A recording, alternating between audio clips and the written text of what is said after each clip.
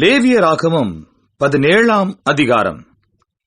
பின்னும் கர்த்தர் மோசேயை நோக்கி, நீ ஆரோனோடும் அவன் குமாரரோடும் இஸ்ரவேல் புத்திரர் அனைவரோடும் சொல்ல வேண்டியதாவது, கர்த்தர் கட்டளையிடுகிறது என்னவென்றால், இஸ்ரவேல் குடும்பத்தாரில் எவனாகிலும் மாட்டையாவது செம்மறியாட்டையாவது வெள்ளாட்டையாவது ஆசரிப்பு கூடார வாசலாகிய கர்த்தருடைய வாசஸ்தலத்துக்கு முன்பாக கர்த்தருக்கு செலுத்தும்படி கொண்டு வராமல் பாளையத்துக்குள்ளே ஆகிலும் பாளையத்துக்கு புறம்பேயாகிலும் அதை கொன்றால் அது அந்த மனிதனுக்கு இரத்தப்பழியாக எண்ணப்படும்.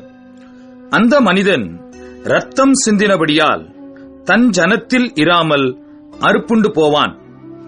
ஆகையால் இஸ்ரவேல் புத்திரர் வெளியிலே பலியிடுகிற தங்கள் பலிகளை ஆசரிப்பு கூடார வாசலில் ஆசாரியனிடத்தில் கர்த்தருடைய சந்நிதியில் கொண்டு வந்து அங்கே அவைகளை கர்த்தருக்கு சமாதான பலிகளாக செலுத்த கடவர்கள். அங்கே ஆசாரியன் இரத்தத்தை ஆசரிப்பு கூடார வாசலில் இருக்கிற கர்த்தருடைய பலிபீடத்தின் மேல் தெளித்து கொழுப்பை கர்த்தருக்கு சுகந்த வாசனையாக தகனிக்க கடவன்.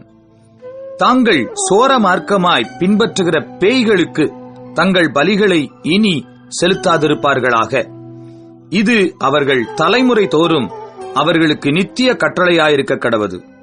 மேலும் நீ அவர்களை நோக்கி, இஸ்ரவேல் குடும்பத்தாரிலும் உங்கள் நடுவே தங்குகிற அந்நியர்களிலும் எவனாகிலும் சர்வாங்க தகன பலி முதலானவைகளை இட்டு அதை ஆசரிப்பு கூடார வாசலிலே கர்த்தருக்கு செலுத்தும்படி கொண்டு வராவிட்டால் அவன் தன் ஜனத்தில் இராமல் அறுப்புண்டு போவான் என்று சொல்.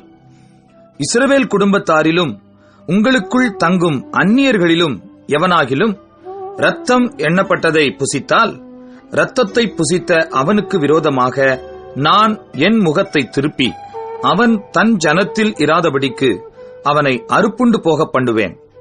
மாம்சத்தின் உயிர் இரத்தத்தில் இருக்கிறது. நான் அதை உங்களுக்கு பலிபீடத்தின் மேல் உங்கள் ஆத்துமாக்களுக்காக பாவ நிவிர்த்தி செய்யும்படிக்கு கட்டளையிட்டேன். ஆத்துமாவிற்காக பாவ நிவிர்த்தி செய்கிறது இரத்தமே.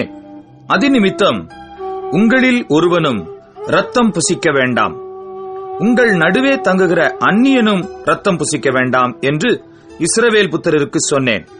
இஸ்ரவேல் புத்திரரிலும் உங்களுக்குள் தங்குகிற அந்நியர்களிலும் எவனாகிலும் புசிக்கத்தக்க ஒரு மிருகத்தையாவது ஒரு பட்சியையாவது வேட்டையாடி பிடித்தால் அவன் அதன் இரத்தத்தை சிந்தப் பண்ணி மண்ணினால் அதை மூடக்கடவன்.